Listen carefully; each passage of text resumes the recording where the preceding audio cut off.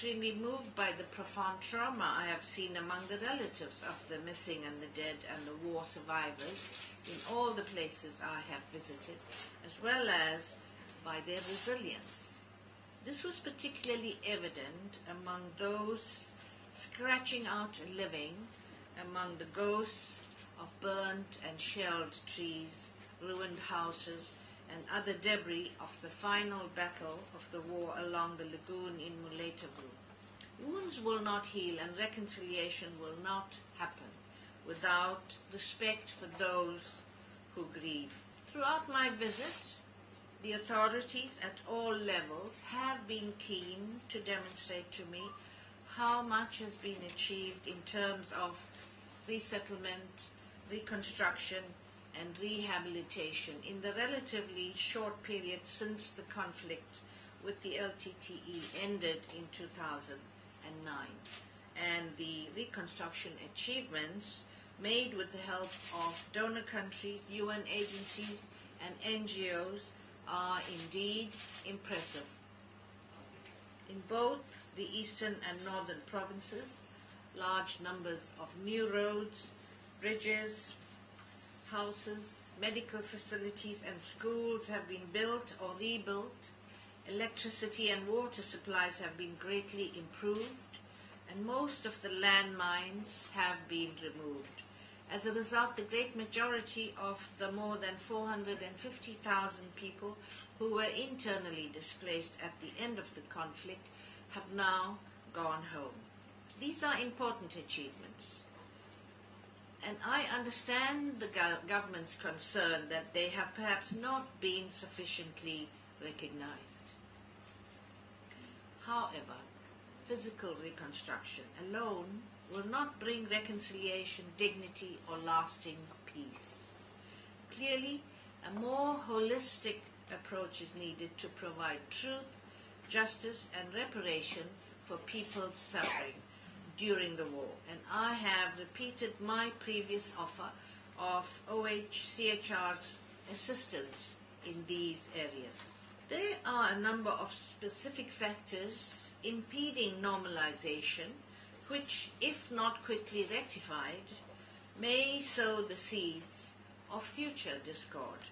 These are by and large to do with the curtailment or denial of personal freedoms and human rights, or linked to persistent impunity and the failure of rule of law. From the very beginning, I have placed great hopes in Sri Lanka achieving true peace and reconciliation after the war. I welcomed the LLRC report as an important step in that direction, even though it sidestepped the much-needed, full, transparent, impartial investigation into the conduct of a conflict that saw numerous war crimes and other violations committed by both sides. The Human Rights Council has expressed a strong interest in seeing progress in the implementation of the most important LLRC recommendations and proper investigation of the many outstanding allegations and concerns. The LLRC report contains a broad range of excellent recommendations regarding concrete improvements on human rights, and I was interested to receive a briefing on the extent of the implementation of some of these recommendations from the Permanent Secretary to the President. My office will closely examine that update and future developments in the implementation of the LLRC, and I will, of course, make reference to any genuine progress in my reports to the Human Rights Council. I welcome the forthcoming elections to the Northern Provincial Council, and I hope they will proceed in a peaceful, free, and fair environment and usher in an important new stage in the devolution of power. I was concerned to hear about the degree to which the military appears to be putting down roots and becoming involved in what should be civilian activities, for instance, education, agriculture, and even tourism. I also heard complaints about the acquisition of private land to build military camps and installations, including a holiday resort. This is only going to make the complex land issues with which the government has been grappling even more complicated and difficult to resolve. Clearly, the army needs some camps, but the prevalence and level of involvement of soldiers in the community seem much greater than is needed for strictly military or reconstruction purposes 4 years after the end of the war. I understand the Secretary of Defense's point that the demobilization of a significant proportion of such a large army cannot be done overnight. But I urge the government to speed up its efforts to demilitarize these two war-affected provinces, as the continued large-scale presence of the military and other security forces is seen by many as oppressive and intrusive, with the continuing high level of surveillance of former combatants and returnees, at times verging on harassment.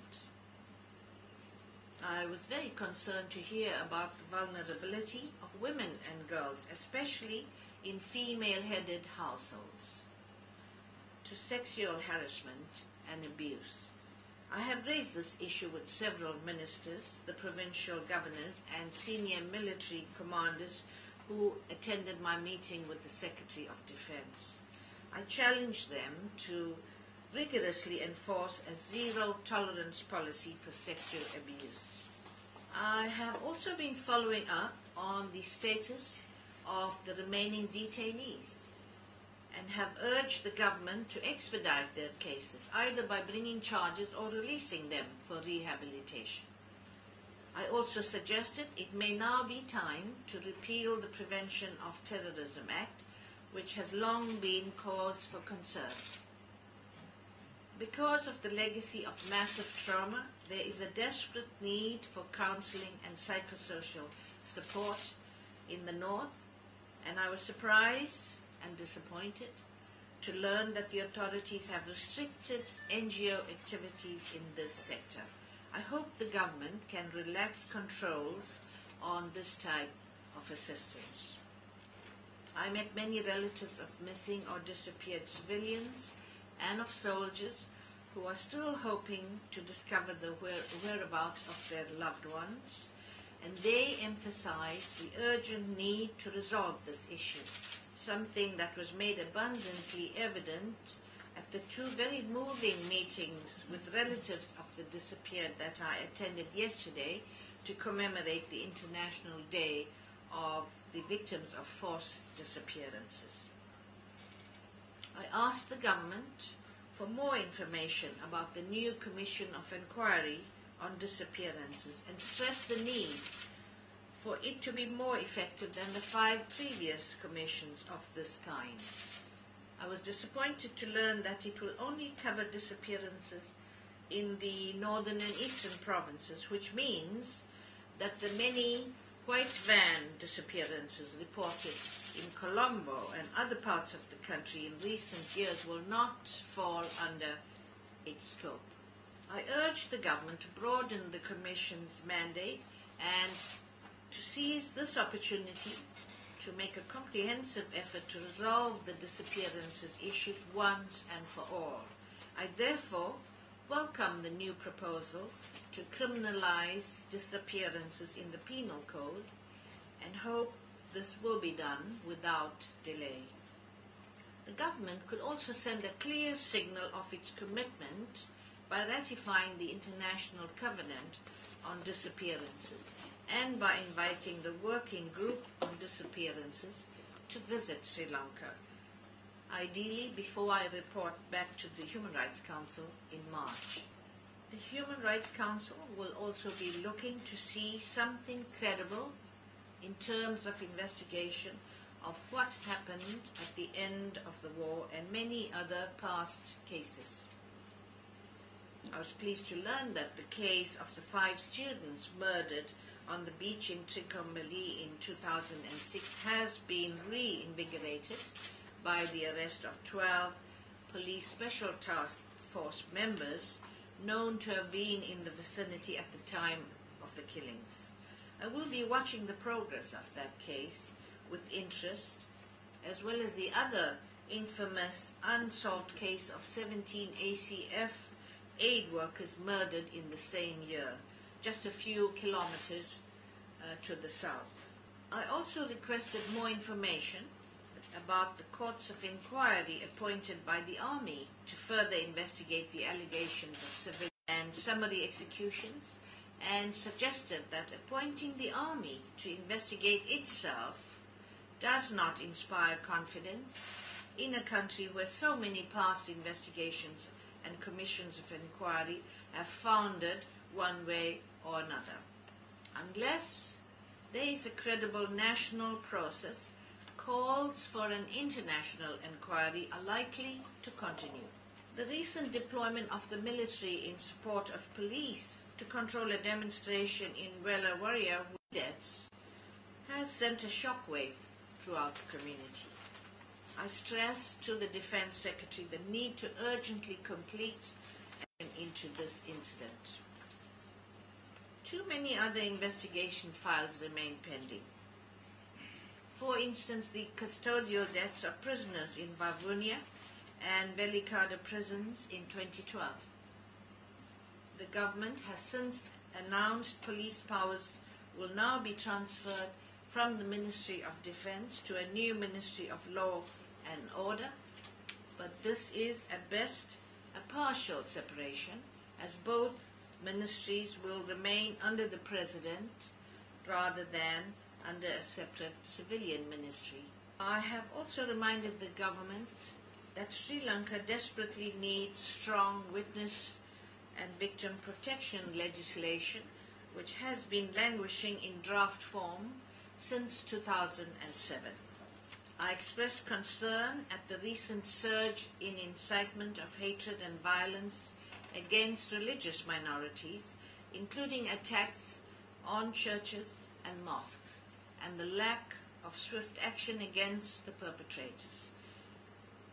I was surprised that the government seemed to downplay this issue, and I hope it will send the strongest possible signal of zero tolerance for such acts and ensure that those responsible, who are easily identifiable on video footage, are punished. The Minister of National Languages and Social Integration told me that he has proposed new legislation on hate speech.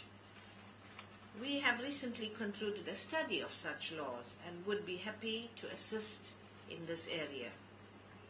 The same minister, along with the Minister of Justice, expressed to me his support for a visit by the independent expert on minorities, and I hope this can happen as soon as possible.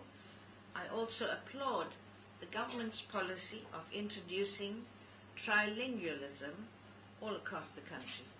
I would now like to turn to a disturbing aspect of the visit, namely the harassment and intimidation of a number of human rights defenders, at least 2 priests, journalists, and many ordinary citizens who met with me or planned to meet with me.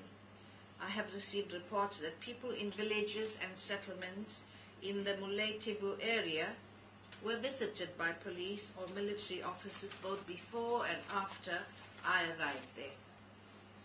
In Trincomalee, several people I met were subsequently questioned about the content of our conversation. This type of surveillance and harassment appears to be getting worse in Sri Lanka, which is a country where critical voices are quite often attacked or even permanently silenced. Utterly unacceptable at any time, it is particularly extraordinary for such treatment to be meted out during a visit by a UN High Commissioner for Human Rights. I wish to stress that the United Nations takes the issue of reprisals against people because they have talked to UN officials as an extremely serious matter, and I will be reporting those that take place in connection with this visit to the Human Rights Council. I urge the government of Sri Lanka to issue immediate orders to halt this treatment of human rights defenders and journalists who face this kind of harassment and intimidation on a regular basis. More than 30 journalists are believed to have been killed since 2005, and several more, including the cartoonist Prageet Eknelli-Goda, have disappeared. Many others have fled the country. Newspaper and TV offices have been vandalized or subject to arson attacks, some, such as the Jaffna-based paper Udayan, on multiple occasions. With self-censorship fueled by fear, journalists report that there are articles that they dare not write and others their editors dare not print. Freedom of expression is under a sustained assault in Sri Lanka. I have called for the Right to Information Act to be adopted like many of Sri Lanka's neighbours in SAARC. The war may have ended, but in the meantime, democracy has been undermined and the rule of law eroded. The 18th Amendment, which abolished the Constitutional Council, which once recommended appointments to the independent bodies, such as the Elections Commission and Human Rights Commission, has weakened these important checks and balances on the power of the executive. The controversial impeachment of the Chief Justice earlier this year and apparent politicization of senior judicial appointments have shaken confidence in the independence of the judiciary. I am deeply concerned that Sri Lanka, despite the opportunity provided by the end of the war to construct a new, vibrant, all-embracing state, is sure of heading in an increasingly authoritarian direction. At the government's suggestion, I visited the Youth Parliament yesterday. This unusual institution, founded in 2010, is filled with bright, enthusiastic students from all across the country, all of whom are dedicated to a tolerant and all-inclusive approach. I hope that the current and future members of the Youth Parliament, 3 of whom delivered excellent speeches in my presence, will, when they graduate to the main political stage, usher in a new era of tolerant coexistence in this beautiful island where, despite the problems I have listed above, I have been greeted with great warmth and hospitality. As we all know, for the greater part of 3 decades, the LTTE